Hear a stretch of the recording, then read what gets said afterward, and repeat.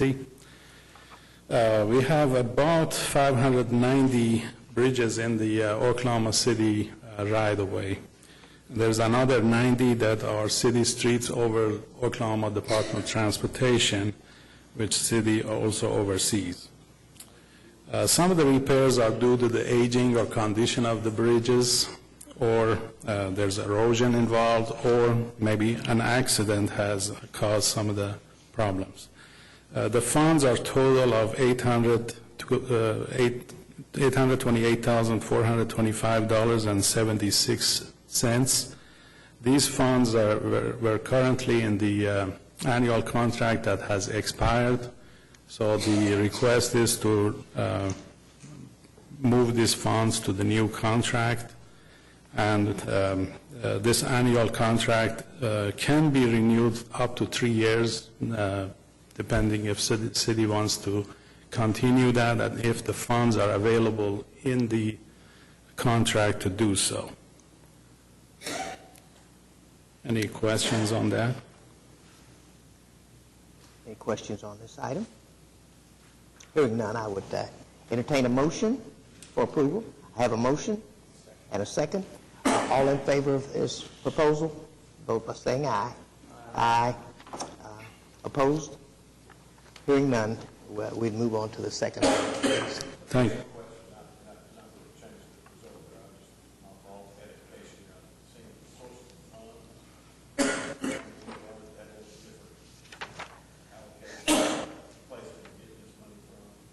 Yes. And then the next, at the bottom of page 3, it says allocate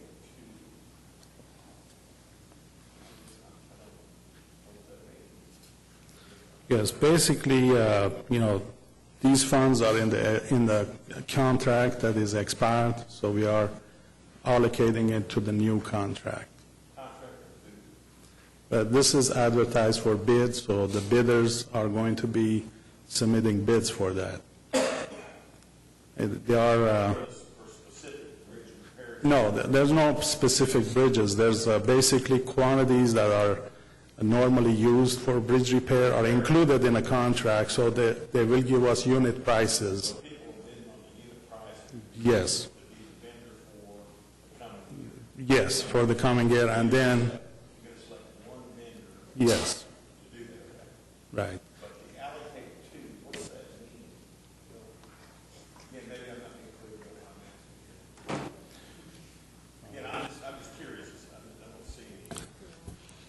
Since I'm the finance guy, I'll do my best to explain that to you.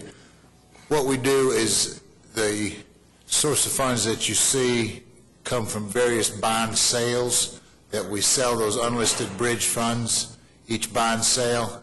And what we're doing is we're moving those funds that were used to fund the previous year's contract into the funds or into the account that'll fund the new contract. So the allocate to is where we're going to move the funds that will fund the contract that is currently being bid. Okay, we're taking them from a certain, yeah. I'm wondering why are we moving funds to a 1995 general obligation bond or something like that? Why haven't those all been moved forward? Well, because what we're doing, there's obviously some funds remaining from the 95 bond sale that we used to fund the previous contract. And we cannot commingle the bond funds. We have to keep the bond authorizations, i.e. the 95, the 2000, and the 2007 funds separate. And at the same time, we need to keep the various sales within those authorizations separate. So what you're seeing is that we do have some leftover 1995 bond sale funds, 1995 bond authorization funds that have not yet been expended, and we're going to roll those forward, and it's our effort to go ahead and expend those funds first on the new contract, okay? So what we're doing is we're going to move those funds forward along with the other funds that we're using, and I don't have the agenda in front of me, but I assume, what do we have here? 95 and 2000. Okay, so we're going to use the unexpended funds from both the 95 and the 2000 authorizations that are in the old contract, that have not been expended, roll those forward, and that's to allocate to the account for the new contract. Well, that money's just getting moved to and washed out. Correct. Correct. That's where I was, Yeah. we're not repopulating those accounts. No, sir. No. What we're doing is we're just rolling the money forward. Okay. Mr. Sonic? All right. Item 3B, this is Intelligent Transportation System. Intelligent Transportation System is, works with the traffic signals, and by communicating between the traffic signal with the technology, we are able to reduce the travel time, congestion, reduce pollution, and also the gas consumption for drivers will be less. Originally, it started in the year 2000 bond, where we had the hard wiring for connecting the traffic signals together, but then with the technology of existing Wi-Fi, which is wireless within the city, now we are able to expand that beyond the 18 corridors that were set in the 2007 GEO bond authorization. There's more than 700 intersections in the city, so we feel that with the new numbers we have, we can not only finish the 18 corridors that we are obligated to, but we also can expand the funds allocated within that proposition to citywide. We'll have a presentation that the city engineer, Mr. Wenger, will have for you, but if there are questions, I'd be glad to answer. Well, I certainly am interested in how that works. Would you proceed? Thank you, Mr. Chairman and members of the board. We've got a presentation for you this afternoon to give you the status update on the intelligent traffic system, as Ahmad just introduced. It's a number of projects that we've been working on. It did originate in 2000, and there were originally 3 corridors. And when we talk about intelligent traffic systems, there are controllers on each of the Oklahoma City intersections, and there's a little more than 700 of those throughout Oklahoma City. You'll notice these as a silver box that sits on one of the corners, and it controls the lights. A lot of those have antiquated technology, and the project, the ITS project, has allowed us to do some upgrades, but because they're computer controlled, and we start talking about corridors, there are ways that we can synchronize the lights that actually reduce the amount of times you might see a red light on a particular corridor. So if you hit a green light on a corridor, we can time those so that you'll hit subsequent green lights, reducing your travel time, emissions, and some of your expense. So the original project purpose, in 2007, this was greatly enhanced. It included 18 additional corridors on top of the 3 that were part of the 2000. It also included hardwire communications, and so at that time, we were actually using fiber technology to connect the intersections, actually having to do some trenching and boring, and obviously with the expanse of the city being over 620 square miles, there was a considerable expense to actually doing that from a wired perspective. So the advances of Wi-Fi at that time allowed us to make significant savings and conversions to a Wi-Fi technology. When we look at the description, we're talking about 18 corridors, 321 intersections. So you can see it's just a little less than half of the total city intersections. It was at a cost of about $12 million for the total project. And again, this was a part of the 2007 bond issue. With the savings realized from the usage of the Wi-Fi, there was an estimated savings of about $5.7 million. So about half of the funding was required to finish the 18, leaving the remaining funding for future use. So with the remaining funds, our proposal today is to expand the project and not stop at 321 intersections, but actually complete all 700 plus intersections throughout Oklahoma City. There's 3 major components that you'll find to the intelligent traffic system: the communication system, the software and the hardware, and then of course also the central office equipment. One of the things that I'll show you in here in just a minute, we no longer have to go out on site to an intersection to see if it's performing because of the Wi-Fi technology and the capabilities of having the resources back in a main office here downtown. We can watch the performance of those intersections through computer, through on-screen. We also have the ability in some resources to have some of the cameras to where we can actually see if backups are occurring. We can make changes downtown that we only used to be able to make in the field. So if we see backups or timing or problems, we can actually troubleshoot those here. When you look at the city limits, everything that you see here in yellow is, of course, Oklahoma City. In green, you'll find those original 18 corridors in the areas that we were focusing. But when you overlay the additional intersections, you'll find those in these red triangles. You'll find that those are not all within those 18 corridors. Now, it's not always advantageous to make everything a corridor. Sometimes you can actually have competing corridors where it's just not possible. In other instances, you may want to control traffic speed. And so sometimes we don't do that on purpose. We can't corridor everything. But the ones that you see here are primary corridors on that original 18. The total bond funds for the ITS that you'll find from the 07 is $12,000,003. There were actually some unlisted monies that were used for some of the miscellaneous items that were necessary to complete the project.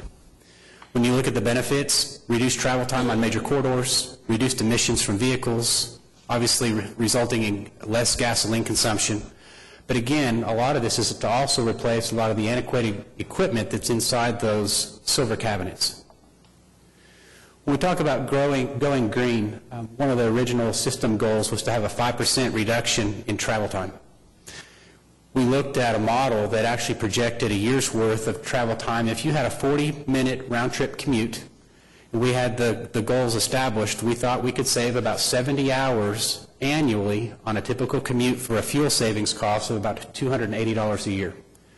So those were the goals. When you look at one of the typical corridors, this would be Classen Boulevard between Southwest 4th and Northwest Expressway.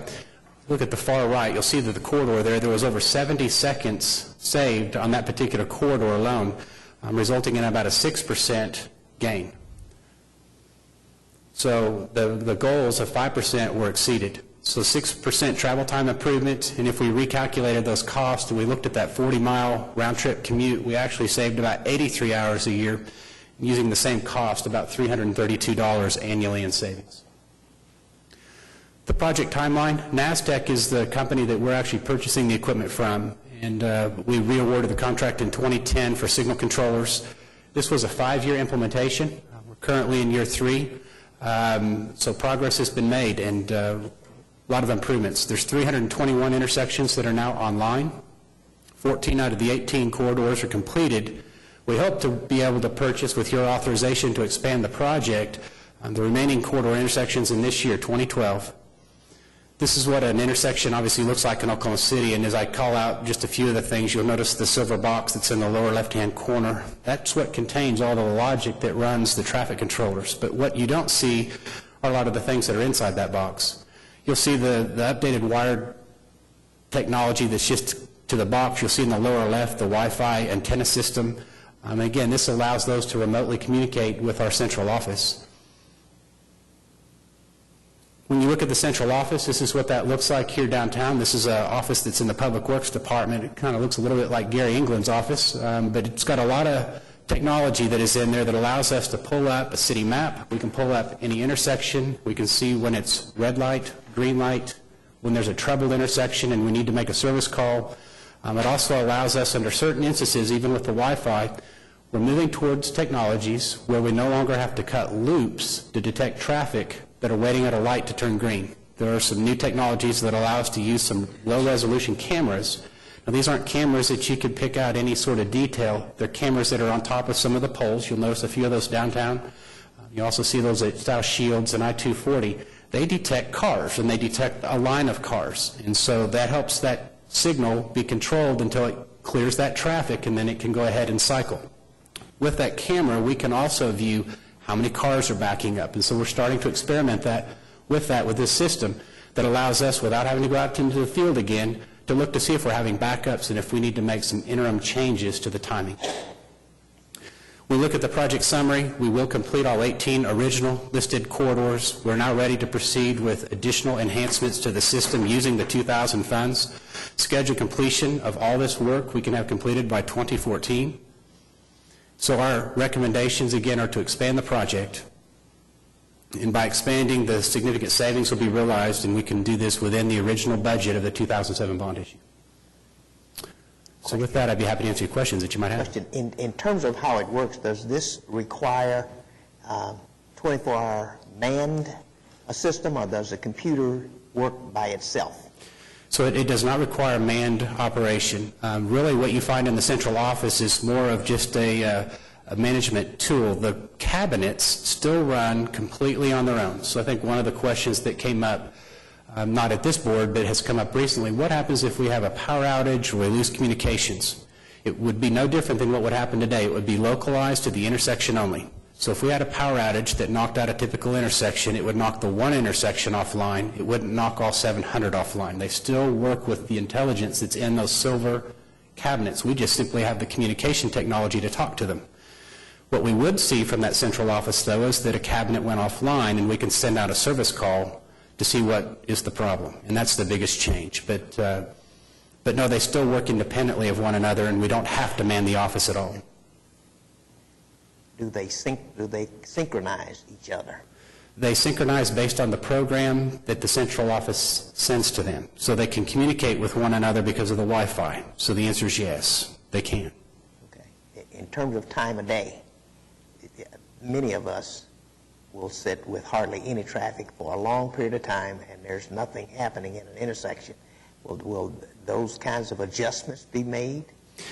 Does it do something with things like that? It doesn't do it automatically. You know, it's not intelligent enough to make necessarily its own decisions, but the answer is yes. That's what we're using this new data to help improve efficiency in all the intersections. So, for example, if we look at the delays that we've been experiencing this past year with the reopening of the new Interstate 40 at Western Avenue, those controllers are on the new system. And we've been able to make some small changes to those to improve the traffic through that intersection. By observing what happens on a particular day or at a particular hour, we're finding that we can open up the green light at rush hour to make sure that we're not backing up cars completely on Interstate 40. But obviously, when we have weekend traffic, we can change that program so that it's not leaving a green light open too long for somebody that's on Western Avenue having to wait at a light. But we can actually program it by the hour and by the day. We can actually program it by the minute. We can tell it what minute to take a new program. So it can be programmed for rush hour. It could be programmed for, say, a thunder event if we wanted to do that, to make sure that we were getting traffic out of downtown efficiently. But it gives us those options that we didn't have before. So when we had the older controllers, they weren't programmable in that way, or at least easy to program from a downtown location that allowed us to switch it back to a normal mode after the event had completed.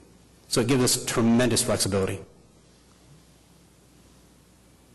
Related to this question, are the sensors still being used as part of this, or are they separate, or being eliminated? They're still being used, and so those don't go away.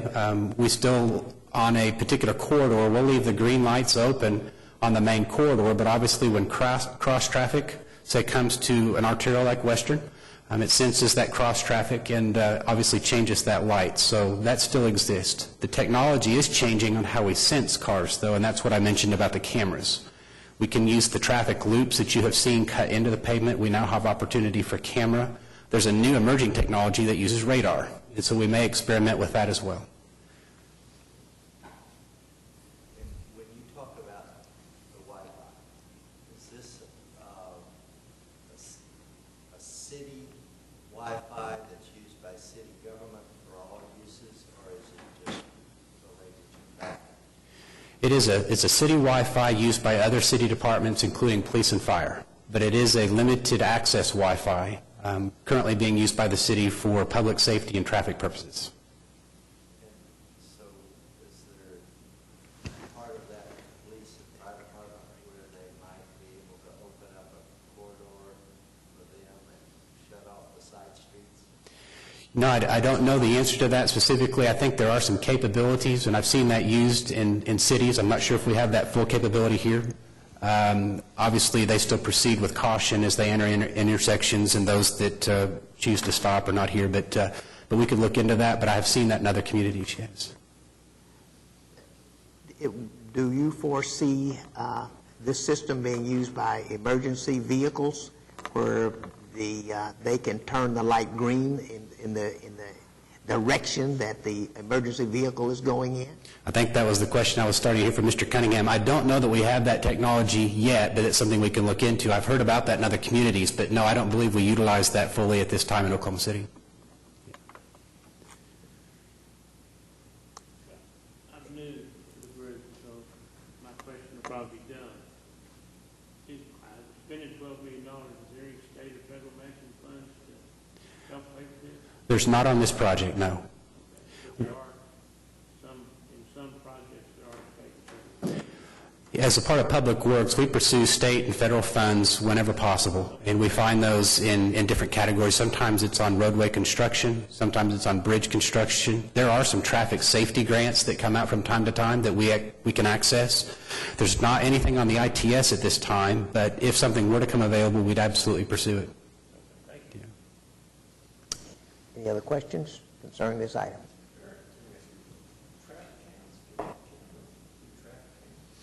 No, we still use probably an antiquated method. I mean, you still see when we put the counters down in Oklahoma City, it's usually a black, it looks like an extension cord with a box, but we can do some limited data, but I don't know that we could fully do counts. But again, I think as the technology continues to emerge, that may be possible in the future. What about online viewing for somebody that wants to see where flow is better than? Yeah, I think there's going to be some questions that comes up with the camera opportunities. Well, and honestly, if you go to ODOT's website, they have that capability now on Interstate 40 and other highway locations across Oklahoma City. So if you access ODOT's website now, they actually take snapshots of traffic on some of the interstate systems. So it's a technology that exists.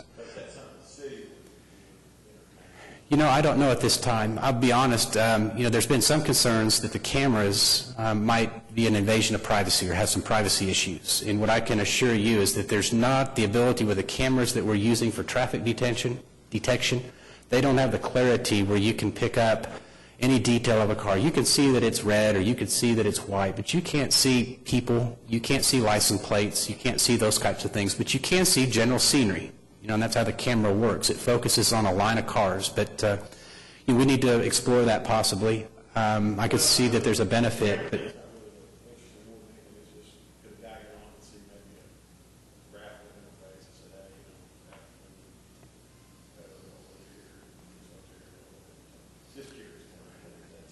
let me look into that too. I think obviously as we get engaged in this new technology, and I'm sure there's going to be software opportunities for us to employ as we get it installed. We have it in about half of the city is the message I wanted to bring you today. We'd like to go ahead and complete the city transformation to have it all under one intelligent traffic system.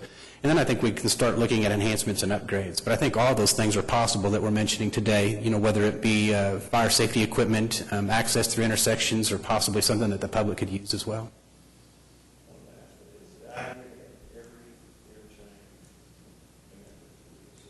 Yes. And that's 700, you say 700 remaining? No, there's 700 total, and we've completed about half of them. But not every interchange will be fully synchronized. So we want to be carefully selective of the interchanges that we synchronize. In some cases, we don't want them connected to help control traffic speed in a lot of cases. When we synchronize, sometimes it allows people to push on the accelerator a little bit more, and we want to mitigate that too. Any other questions?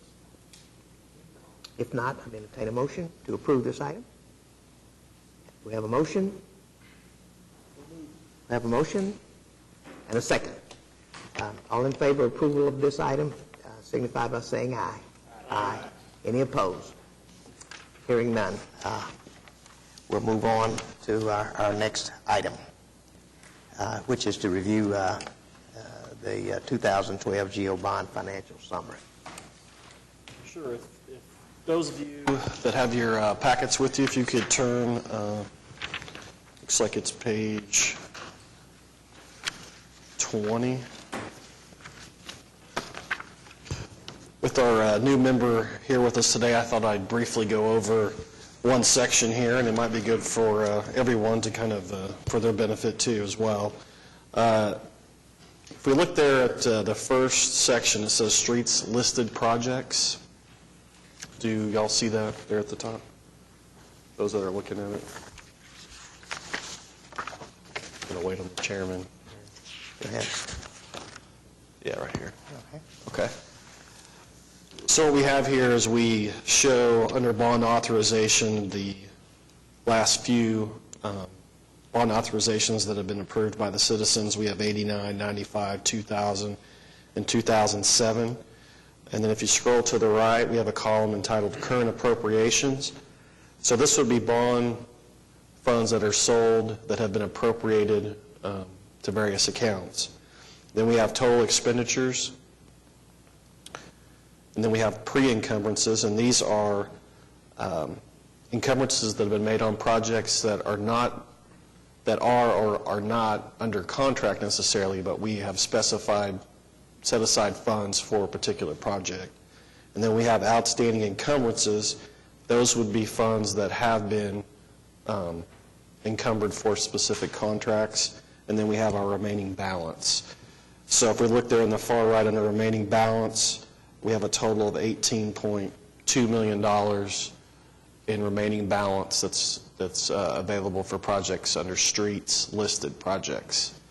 The rest of this report, it goes by proposition, streets, bridges, traffic, drainage, etc., and then it separates them by their source, either being listed funds, unlisted funds, or bond interest funds.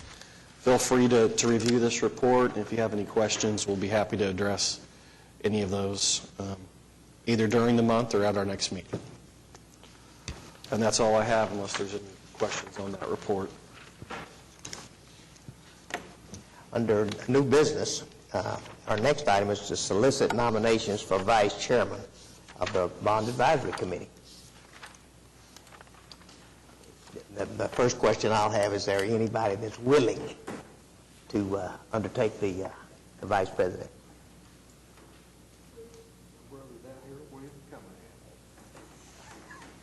Is that a nomination? That is a nomination. Are there any others? Hearing none. The nominations are closed, and we'll vote. All in favor of our single nominee, would you signify by saying aye? Aye. Aye. We have a vice chairman. Okay? No. Okay, he is elected. Now, are there items from committee members? Citizens to be heard. Hearing none, we are adjourned. Pardon me?